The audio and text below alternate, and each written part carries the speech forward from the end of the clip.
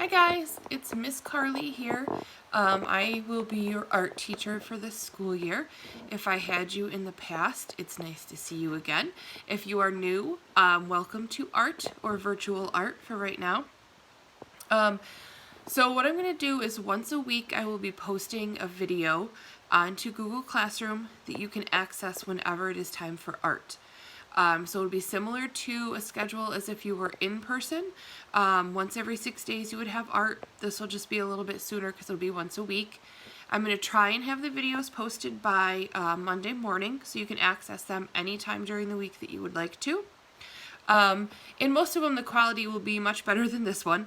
The lighting in here is not great. Most of the videos will be done in the classroom, so you'll be able to see them a little bit better. But I wanted to get on video there for you guys so you can get started on art. I also wanted to let you know that in the next probably week and a half or so, you should be getting an art kit in the mail. And that's going to have some supplies that will help you work on art stuff at home. When you run out of anything, like if your markers dry out or if your glue stick runs out, please let your teacher know and I can get some more in the mail to you guys. So hopefully those kits will make it a little bit easier for you to do some amazing artwork at home along with me. So today, the first lesson that I'm having you guys work on is the same thing that every class is doing as their first art project. So we are celebrating something called International Dot Day. It was last week, and it is based on a book called The Dot by Peter Reynolds. I'm going to include a link that you can click on that will take you to a reading of the book, in case you don't have the book, so you can hear what it's all about. It's a wonderful book. It's all about leaving your mark on the world, however that may look. For this particular girl in the book, it was through dots. She discovered that she could make a lot of really, really cool dots, and that's how she could create her art. So to celebrate, we are going to make our own dot. Every person in the school that I have for art class is doing a dot as well, and I'm going to make a dot mural. So if you do this project and you have one, post a picture of it or send a picture to your teacher, and they will be sure to get it to me and I can include it in the mural. So what you're going to need for this project, I tried to keep it simple until the art packets get to you. You need just regular washable markers, a coffee filter or tissue paper, either one will work, and either a paper plate or a piece of white paper. And then water and a paintbrush, or you can use your fingers if you don't have a paintbrush, that'll work too. So gather up those supplies, come right back and we will get started.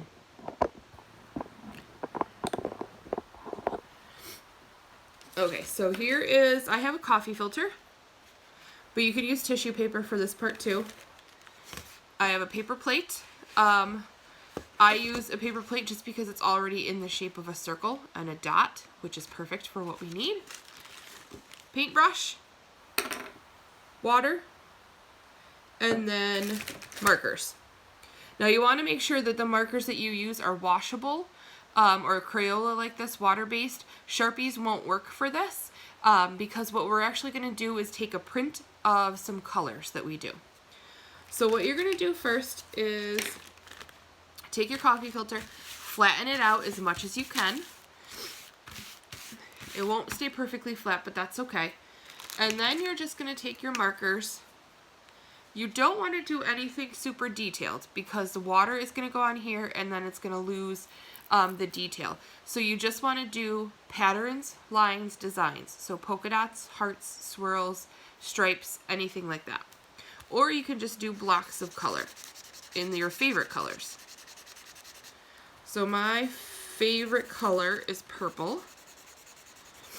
So I'm going to do some purple because the dot is supposed to be all about you. So you can use your favorite colors. You can do your favorite patterns, your favorite designs. If you really like hearts, you could do hearts all over. If you really like stripes or stars, you could do that.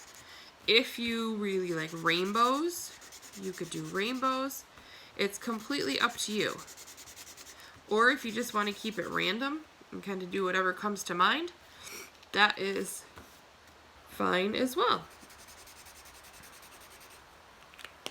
I tend to go for cool colors. So our cool colors are our blues, greens, and purples. Those are the colors I tend to use a lot of and really enjoy. Warm colors would be the opposite. So think of things that are warm, like the sun and fire. So warm colors would be our reds, orange, yellows, and pinks. So I'm going to do mine all in cool colors around the outside. I did some blues, greens, purples. And then let's see. I'm going to do dark blue.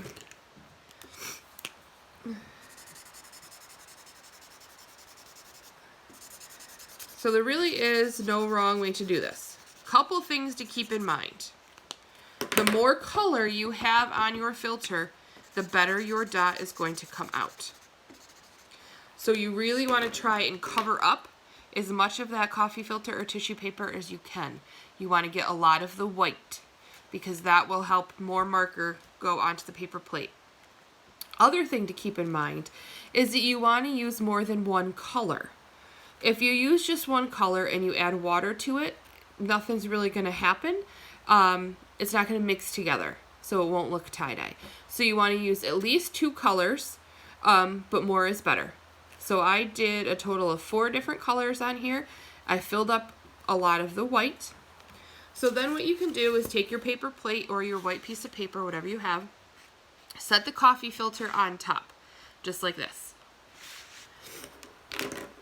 Now, if you don't have a paintbrush, you can stick your fingers in the water and kind of drip it and flick it on here. If you have a paintbrush, you're just going to dip the paint or the paintbrush in the water, and you're going to dab up and down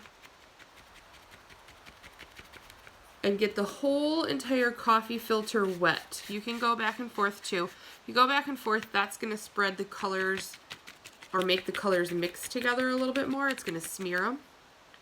If you dab up and down, they will tie-dye and be a little more natural looking. So you want to make sure you get the whole coffee filter wet, because the marker is going to get onto the paper plate underneath. So the water is just making the marker run underneath to the paper plate, and that is going to be the print of it. When we pull this off, we will see it. So if there's dry spots, that means the marker's not going to go anywhere, and it's not going to stick to our paper plate like we want it to. So you really want to make sure you get the whole thing wet. If you dab up and down, it also makes it so you don't get any rips, because coffee filters or tissue paper, whatever you use, is really thin. So if you go back and forth like this, you might end up ripping it, and you don't want to do that. So now I got the whole thing wet. A good way to check is if you hold it up and you can't see the edges sticking up. See how it's all stuck? Then you know that it's all wet. And then I usually just go back and forth like this, or blow on it. You don't want to peel it off immediately, because that's going to pull some of the color off. What we're doing in school is I'm just putting them right back on the drying rack in my classroom, just like this. And as it dries, this will naturally peel off, but that way we know that it's been on there long enough. So you can either let it set for a while and peel off, or you can wait just a couple minutes. It doesn't take long. Just a couple minutes, and then you can peel it off. So I'm going to peel mine off now, a little sooner, just so you can see what I'm talking about. So you find an end. Oh, before I peel it off. When you peel it off, you can keep your coffee filter and set it aside, like on a paper towel or something, because those coffee filters that we tie-dyed, we will probably use again in the school year for something else. They make really nice collages, so we will probably use that again. So you can set it off to the side if you want. And then you're left with, and mine's running, so mine's still pretty wet. You're left with a really, really cool tie-dye print of your dot. So this will go, after it dries, will be a part of the big mural at school for dot day. So like I said, if you do one of these dots, please get a picture of it and send it to your classroom teacher, or just post it on Google Classroom on here, and I will be sure to print it out and add it to our mural at school. So I hope you enjoyed this first lesson. Like I said, I will see you again next week for a new lesson. Once a week they'll be posted on here. If you have any questions, please just get a hold of me and let me know, and be looking for those art kits in the mail. I will see you guys soon. Have a good day.